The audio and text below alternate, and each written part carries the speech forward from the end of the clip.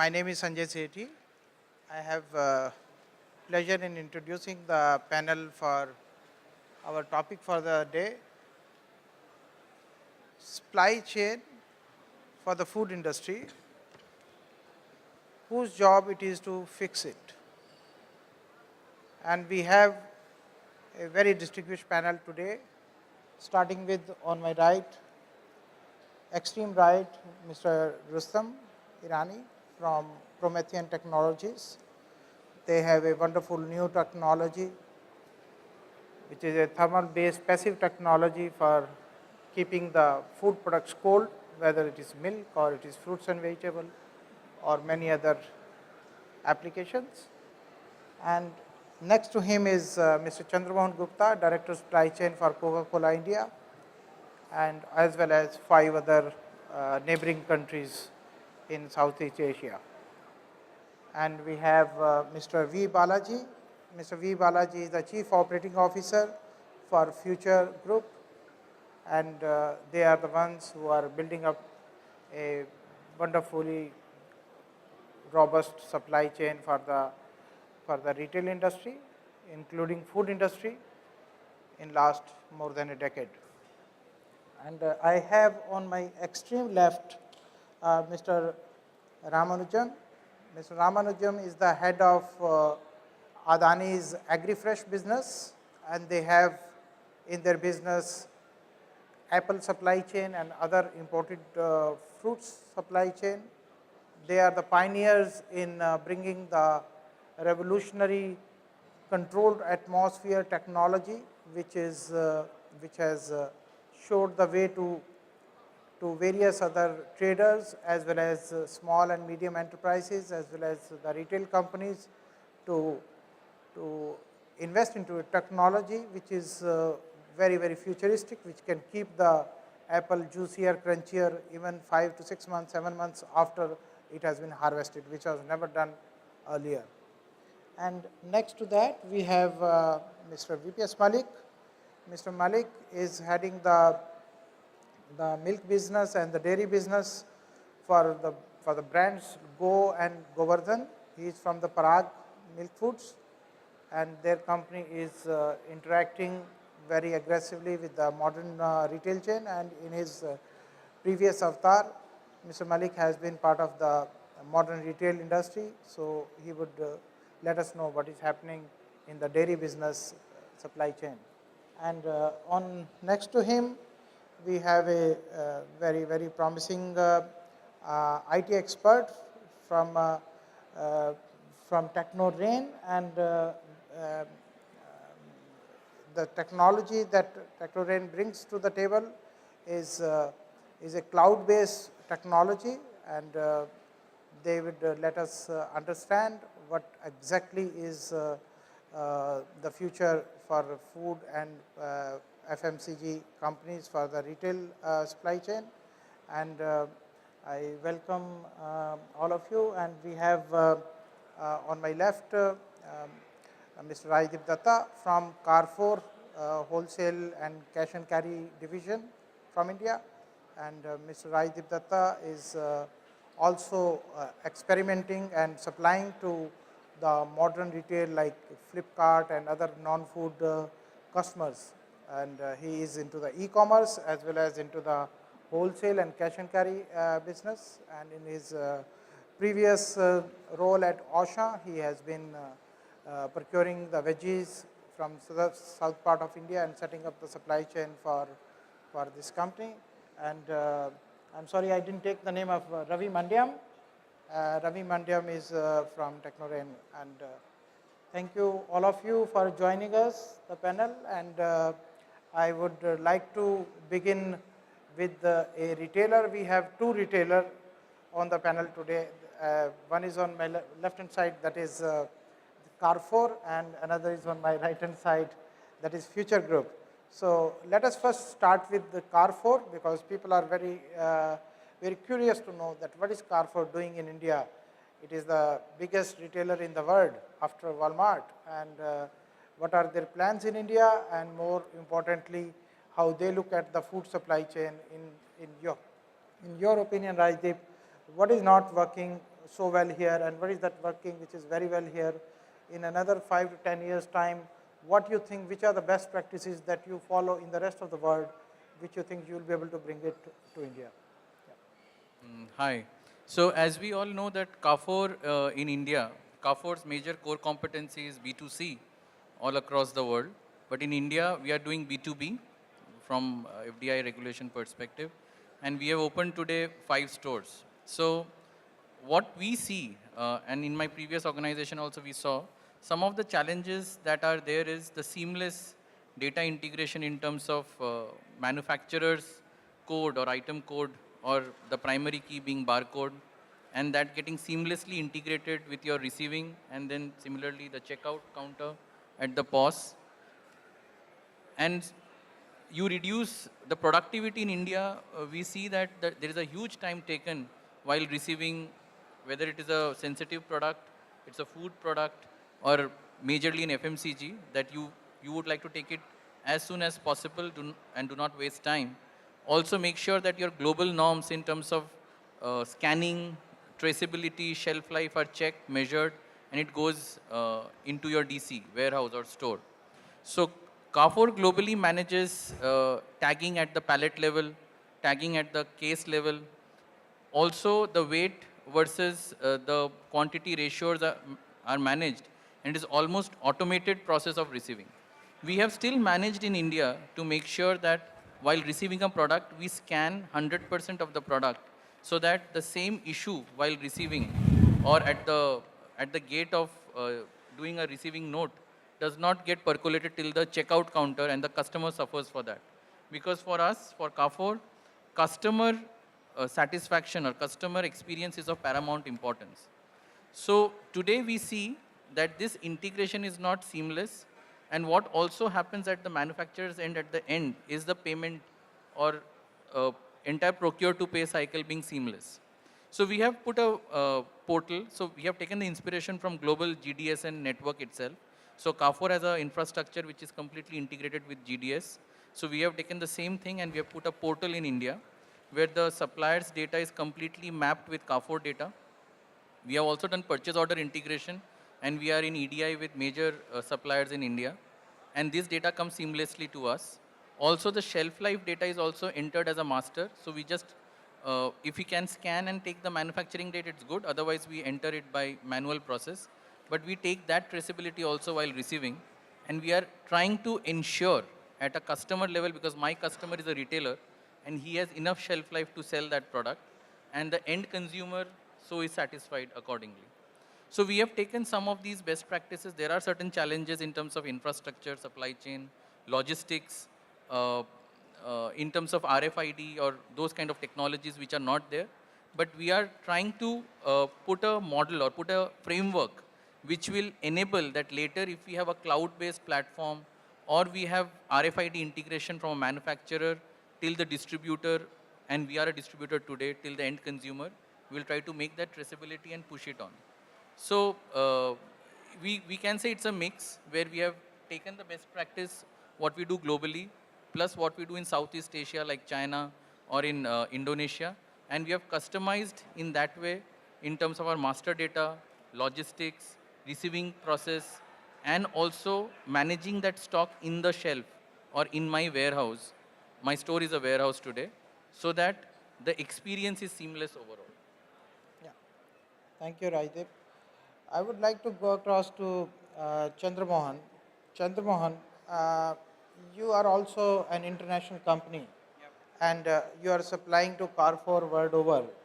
I would like to know to what extent those best practices which Carrefour is bringing here are feasible in the next 1 to 2 years, and to what extent you think it is possible to bring those best practices from the manufacturer and supplier point of view, and what are the teething issues that you face with these modern retail from the supply chain point of view, whether you get to meet the category guys or you get to meet the supply chain guys in this retail when there is a new promotion which has been released? Is it only the category guys who know it, or whether the supply chain guys also know it? Whether they read the barcode or they read read the product name. So we would like to know some very day-to-day issues that you face while dealing with um, a modern retailer, both from the international point of view as well as what is your ground level experience in India. Yeah, good evening. Let me take the liberty of, answering to the question subsequent to what I have to say. And I wanted to sort of put to discussion as a consumer, because if the retailer, the manufacturer, the supplier, the distributor, all of us believe that the consumer is the king, and we need to understand what is it that the consumer wants. In the Coca-Cola system, our understanding of what the consumer wants are pretty basic. One, when a consumer, whether it is any one of us, when we walk into a store or we walk into a supermart, we are looking at the brands that we love or the brands that we associate ourselves with are available in the right pack. So that is number one. The number two aspect that the whole supply chain is supposed to deliver is that there is product safety. And when I mean product safety, it is to do with traceability, it is to do with the way the product is stored, whether it is cold store, whether it is ambient. The third aspect is around the freshness of the product. So as a consumer, apart from safety, brand preference, I would also want the product to be fresh. And the fourth aspect is around pricing. Unfortunately for us, the way we have evolved in the last 5, 6 years, whether you look at the manufacturer or the retailers, we are putting a lot of focus on the pricing aspect. And we are somewhere missing out the consumer want of preference, product safety, freshness. So I would urge, and I would want to, subsequently request if the panelists can, talk, keeping in view the consumer want.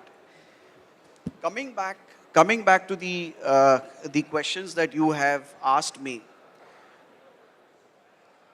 I think given the state of evolution that we are seeing of the organized trade, evolution of the modern trade, there are best practices available across the world for similar economies, for similar market conditions. You go to an Indonesia, you go to a Sri Lanka, you go to a China, uh, you would have a Carrefour or a equivalent of Walmart uh, at a probably 5 or 6 years ahead in terms of evolution. You would see that the manufacturers are also fairly evolved. So basic stuff like direct store delivery, having common metrics of out of stock, having common metrics of freshness of product, having collaborative approach in ensuring that marketing programs, new product launches, promotions, pricing offers, they are all synchronized. And the approach is not you versus me. It is not about you extracting more value, I extracting less value. It is about aligning to a business plan, which is long haul, and probably these alignments operate for as long as 12 months.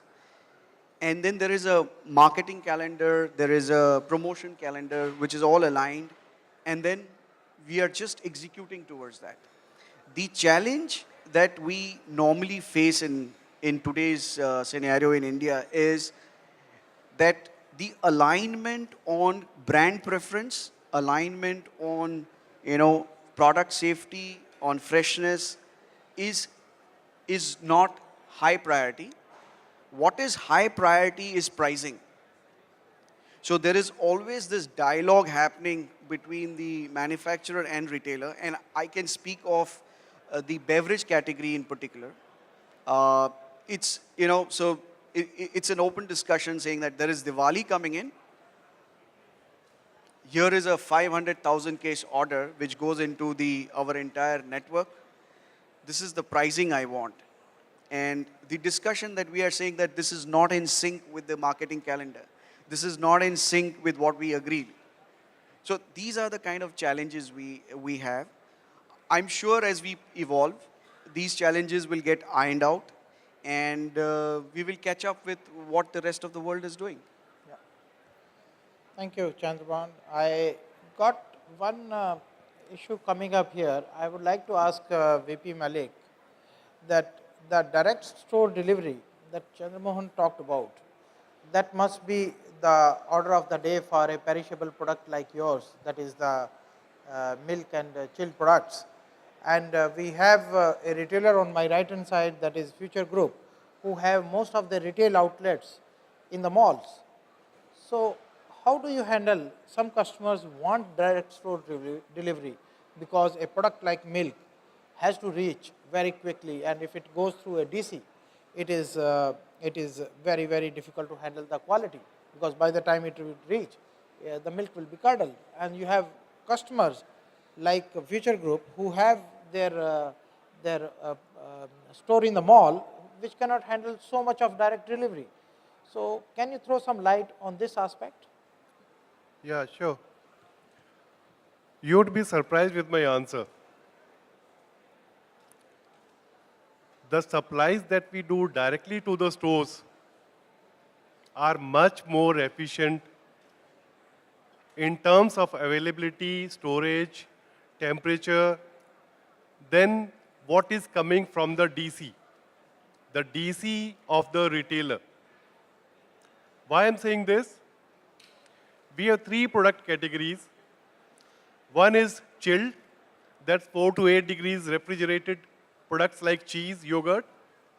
Second is the frozen one, just like your ice creams or the product that we have called mozzarella cheese. The third is the ambient one. Ambient means room temperature. That's we have dairy whiteners, milk powders, or the ghee.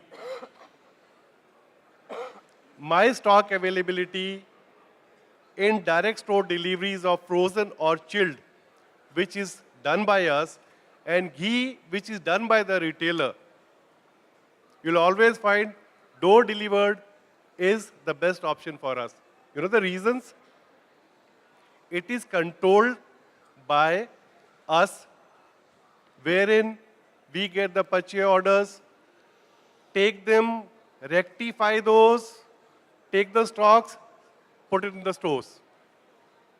But the good point is, this direct delivery is only for a few companies for these temperature products.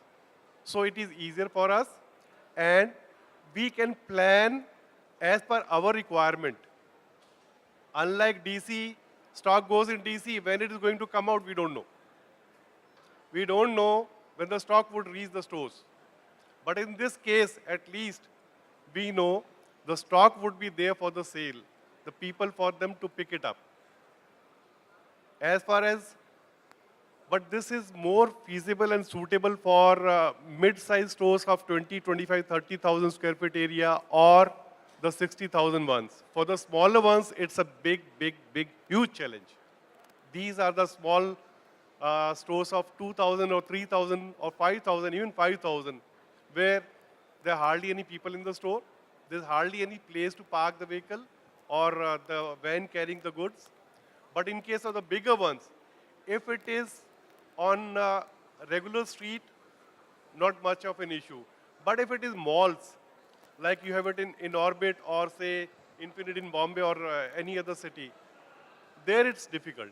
There we got to manage it as per the time given to us. But still, we are doing it on our own. We are getting better results. You'd be surprised, right? See, the basics in supply chain are still not in place. Modern trade is still evolving since last 10 or 15 years that it has come into force. 14, 15 years. Why? I can control my manpower, I can control my goods, I can take my stocks, my distribution or my DC. But when it goes to the retailer side, not much of a help is coming in. Since inflation is there on the last 6, 7, 8 months, especially in our industry, it must be across the industries, but in our industry, prices are increasing on a monthly basis, even fortnightly basis. The updation, the correction, not happening on time. When there are promotions, again the MBQ level or the reorder level should be increased. It doesn't happen that way. So my point is, thank you. My point is, please let us all get the basics right. If we get the basics right, then we can take it on a higher level wherein modernization or automation or new systems to be developed can be incorporated. Thank you. So get the basics right. Ravi, I would like to know from you, can your software do something about this handling myriad of SKUs, so many retailers and distributors? Can this software do few things which are simpler? Can you explain to me that if some customers are asking for direct store delivery and some customers don't want it, and they want to do it through their DC, and then you have an issue of so many barcodes. Some customers want everything to be barcoded. Some suppliers don't send the goods in barcodes because they are not very big manufacturers like Hindustan Lever and Procter and Gamble, and you have to barcode those things in your own DC. So may I know from the software point of view, that is there a solution? Can it bring some simplicity? Yeah. So the problem that we are facing right now is that first is the information. The information, there is some information that is there in the manufacturer who wants to supply at a particular time where there is a expiry and shelf and other things. There is something that is required by the retailer to know that when he wants it and what he wants it at that time when the customer arrives. So there, if you look at it, there is a information that is distributed across these players. Yes, of course, there is a DC also in between. Sometimes have to play a role in distributing this product to the stores at the right time. So one of the solutions that we offer is that to have a collaborative platform where all these three players can share their information. Yes, it is not like for up to the mark where you can do it, but what is missing is that the knowledge of what he is buying, what the end consumer is buying, when he is buying, where he is buying, that part, if this is taken care of at least by all these three players in a collaborative way, then there is some kind of a delays and at least those losses can be avoided. Where there is a wastage can be avoided, could be to some extent. And yes, of course, there are some barcoding issues that might be there across products. But what we are telling them, each manufacturers can have their own set of products, and it is they who create these barcodes. And if they don't have a barcode, then the system can generate an automatic code, and that can be used by the distributor to pass it on to the end retailers. So the idea is that if the awareness is there, what is required by whom at what time, the information technology can help in this particular solution frame, then there is some kind of improvement in the how you can improve the whole supply chain. So you are saying that the barcode which Hindustan Lever put, the DC doesn't have to put another barcode. Yes, doesn't So, have so to put it it. can read the barcode of the manufacturer, Correct. and your software can provide it. And the retailer and the So it can, or the customer has to pay a very big amount to get that software. no, it is a cloud-based software, so it is hosted on the cloud, and so it is on a subscription basis. So it is dependent on the number of stores and the number of products that you want to So it distribute. is a service. It's a service kind of thing. So it's a Okay. software, it's a service which is available for the customers to use it. It can be either a distributor who can take it or even the manufacturers also. Yeah. Rustam, VP Malik talked about let's first get the basics right. from the technology point of view, is there anything that needs to be done which is not being done today? May I know about your revolutionary technology? What are the basics that it can get it right so that we are able to have a better product at the end of the chain? That is, the customer gets a better product, better quality product at a lower cost, at a faster rate, or maybe the stockouts are less and less. He gets whenever he wants it. It's clean.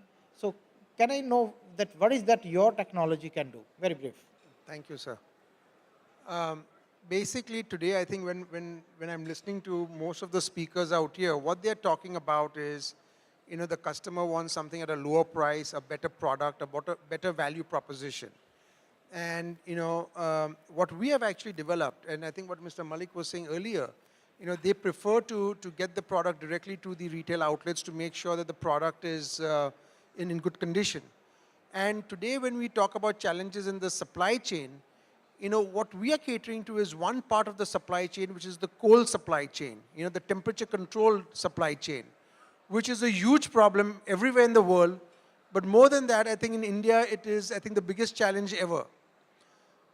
What we find is, other than a couple of states in India where, they have continuous power supply, Gujarat probably is the most famous one. But in most parts of India, we have an acute power problem. Power is not available when you need to. Diesel prices are going up and up. Cost of maintaining a cold chain is exorbitant. And as a result of which, whether it is at the farm level, whether it is at the, manufacturer level, the distributor level, the distribution system level, or even the retailer level, you see a huge problem, a huge shortage of cold storage space, okay? So whether it's storage of milk and milk products, dairy products like cheese and yogurt and those kinds of things, whether you're talking about fruits and vegetables, whether you're talking about chicken and meat, refrigeration is required for all of these foods. Our technology basically decouples electricity availability with refrigeration. So just like your cell phone, just like your laptop, where you don't have to have a desktop computer plugged into a power source, in which case you're storing electrical power, in our technology, what we are doing is storing thermal power.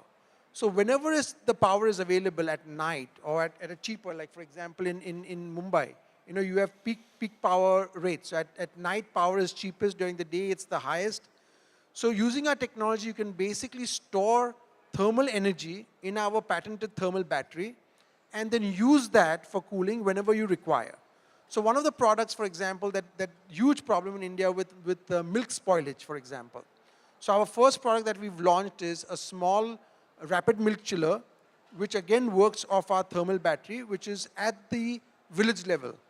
So a villager can chill milk at the village level straight from 30-some degrees to 4 degrees, where the quality of the milk is preserved very well, where companies like Parag can go and basically make value-added products like yogurt and cheese, and basically the additional income that they get will translate into additional income for the farmer, which again will allow them to have more cows and increase the milk supply. So in India, for example, we are having a huge milk shortage, going forward.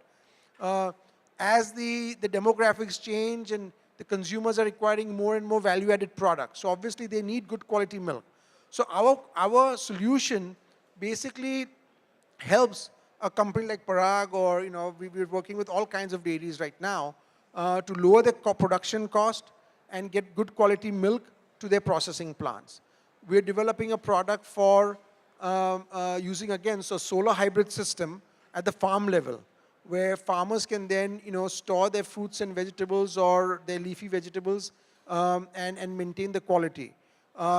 That's one product, but obviously the bigger product is in the transportation of all these perishable products. So that's a solution also that we are coming up with. So basically, what we are trying to do is it's a product that is catered for India, any country where there is a power shortage, where there are peak loads. So just not a power shortage. Western countries, for example, this product is excellent because you get a lot of differential pricing. So just like a STD phones where you call up at night, it's cheap. In India, for example, people say, India, we have a power problem. We don't have a power problem. We have a peak power problem. It's only during those peak hours that we really have a problem. At night, India has surplus electricity. We've just not done a good job in getting industries and other consumers to move towards nighttime usage so that it frees power for the retail outlets and the consumers during the peak power. So that's what we are basically addressing, and hopefully we are developing new and better products to take care of this requirement. Okay, thank you. It's really revolutionary, and I'm highly impressed by your technology. And I would like to know from one of your customers, potential customers, Ramanujam. Now, here is a cold room, which does not require a continuous chilling. So you don't need a DG set, you don't need a grid power which is 24 hours running. You need an intermittent grid power for about 4 to 5 hours a day. So now this cold room can act like a procurement center for your apples, or probably the transportation solution that they are building. Probably you can bring those apples in those passive cooling vehicle. Now in that vehicle, you would have those 12 to 15 hours, sometimes 24 hours that you take the apple to go into your cold control atmosphere stores. Would you like to take such kind of a technology? And I would like to know from you what kind of value such a technology would bring to the table. And considering that you are now the biggest apple trader in the country, can you also tell us that what are the other issues that you face while dealing with the modern trade, that whether you get value for the value that actually you bring to the table? I'm afraid not. Um, the problem that we deal with modern retail is that um, there is no concept of product safety or quality as far as fresh produce is concerned.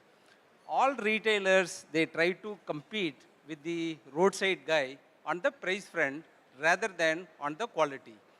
Now, if we, the modern retail chains started working maybe some 7, 8 years ago, and some guys try to, set up collection centers at the village level and try to, bring it to the DC and send it to the stores.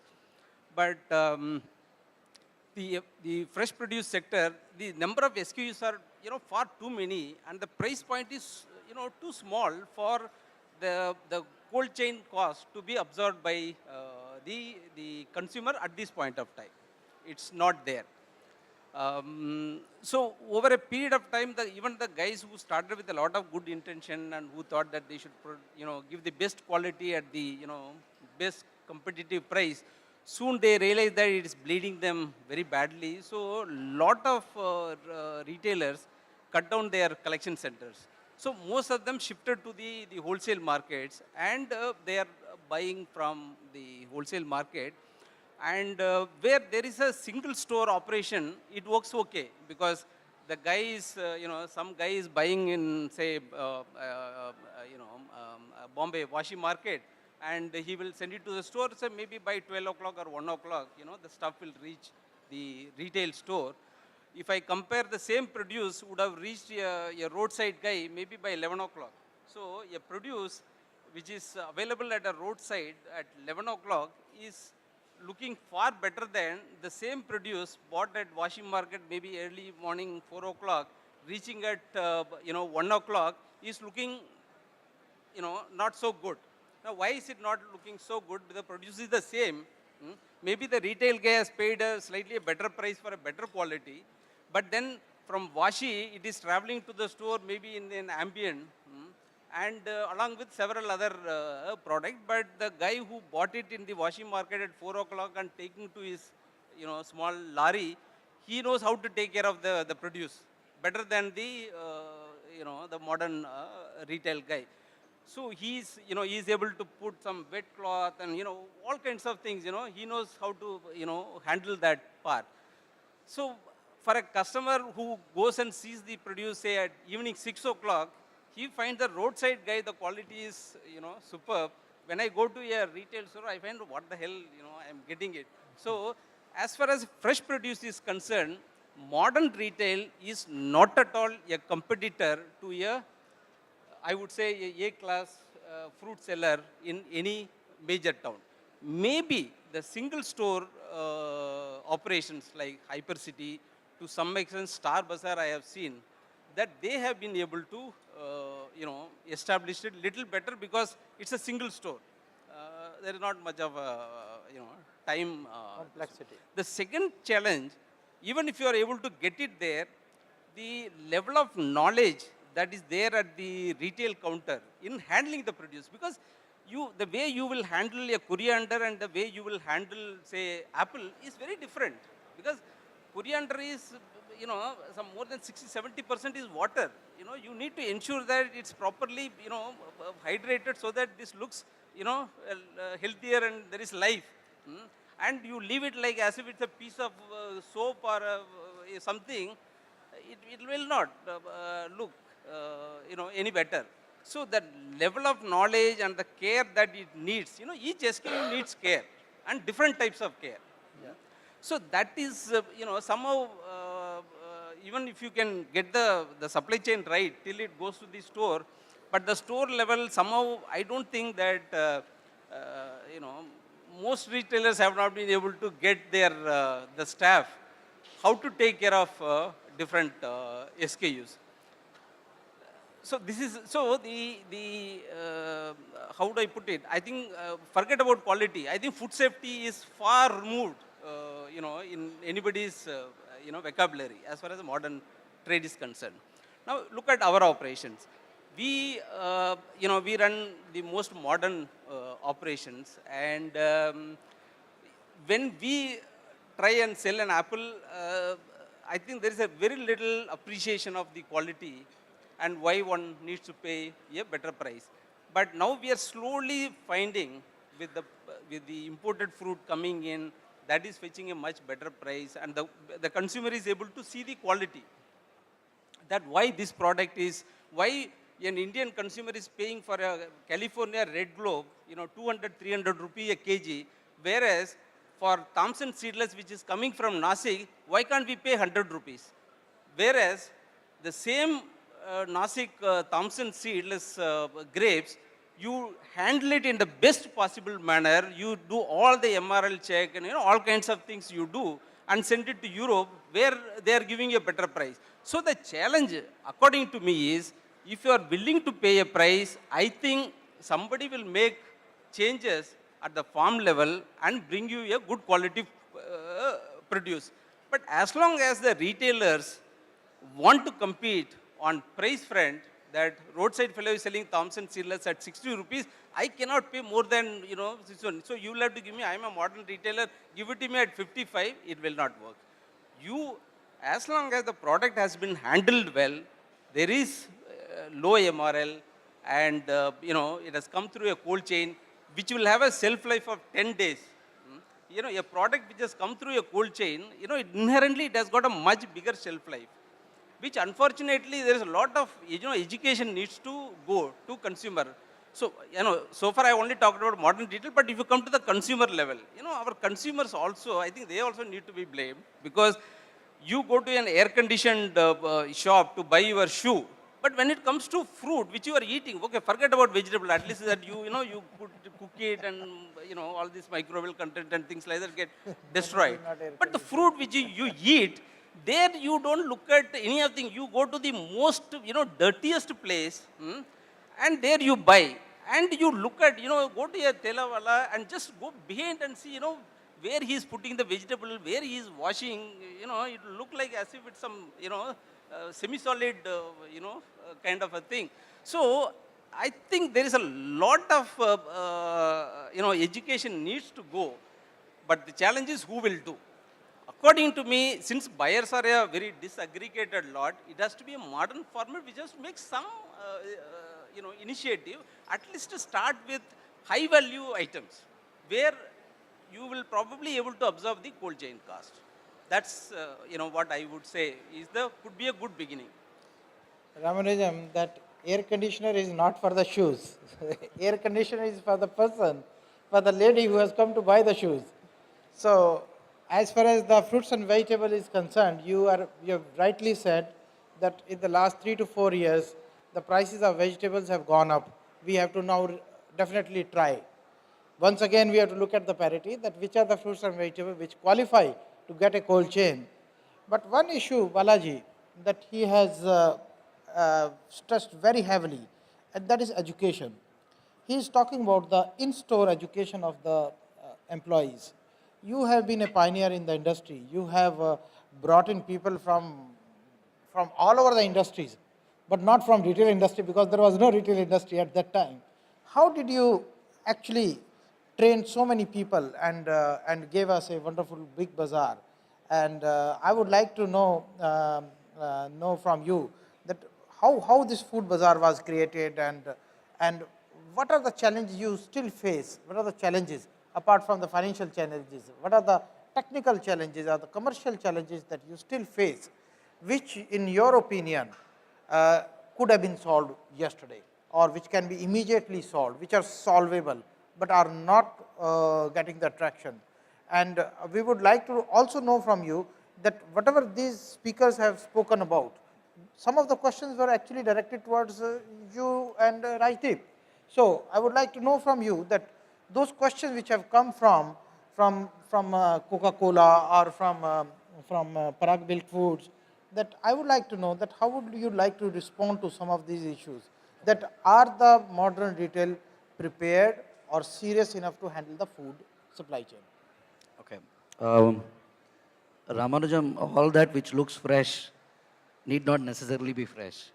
Okay, I mean, they are maybe polished, as you said, in some semi-solid. As regards to future group, I actually here wear two hats. One as a retailer, the other one is an integrator, which is the supply chain arm, which supports making sure that the customers that which Chandramohan made a mention, the customers at the outlets do not are displeased. Making sure that the right product is made available at the right time. As regards to future, what we basically did is, like any other retailers, we actually implemented the direct-to-store operation. Today we operate close to about 160 plus retail outlets. And until about 3 years back, we were operating direct-to-store. And we were faced with a lot of challenges. I mean, a couple of challenges that which Mr. Malik was talking about. MRP verification not happening at the retail outlets. Shelf life not being administered effectively. Inventory variation between what's coming in, what's the SKU. All these were serious issues that we were faced with. And the infill rates were as low as 50%. The SKU, SKU did not tally to close to about 40%. So there were a lot of issues that we faced with. So as one of the largest retailers in the country, and being the back end of that particular retailer, we had to re-engineer and do a lot of things. So what we tried out, and we tried out various things, I don't want to get into everything.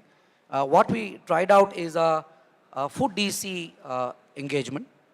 And the food DC basically is an automated food DC. So here is a case where all these issues that we are talked about, MRP, we're talking about MRP mismatching, which also leads to, vendor payment, manufacturers payments realization.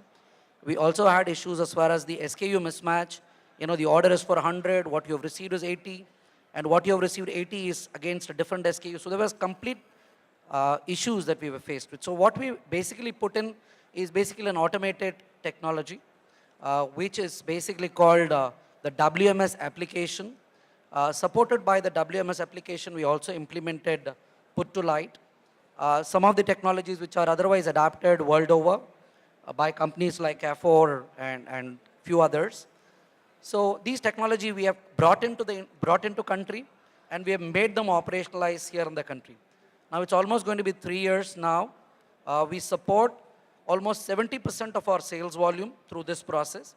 What we do not handle are basically the field fresh products. We don't deal with chilled and frozen foods through the DC arrangement. Those items directly go to our retail outlets. The rest of the products go through our complete DC, and we support them. In the process, what we have been able to achieve, 100% accuracy. We've been able to improve the infill rates, which is the shelf, by almost about 90-95%. We do not today have an SKU or a quantity mismatch, and we have been able to reasonably bring down the cost of operation, which is extremely important. Today, if you look at a customer is looking at best product and best price. So we have to make sure that the costs are rationalized. So these are efficiencies that which have been brought in through various processes that which have been implemented in future supply chain. I'm sorry. This not only did we do this for our existing, future group, we also have taken this across to the customers, a couple of other customers also. I mean, so the merits of whatever we have implemented has actually got translated in very many manners. I've got the instructions from Mahua that the time is short, so we will not have a long Q&A. Only one question we will take, very quick, short question. Anyone? So that we can have one quick, short question before we wrap up the session. So anybody from the panels? So fine. Thank you very much. You made our life easier. And we can wrap up right on 5:30, the time that we promised. Thank you very much, the panelists. We have a wonderful discussion today. Thank you for your time, and thank you, audience. Thank you.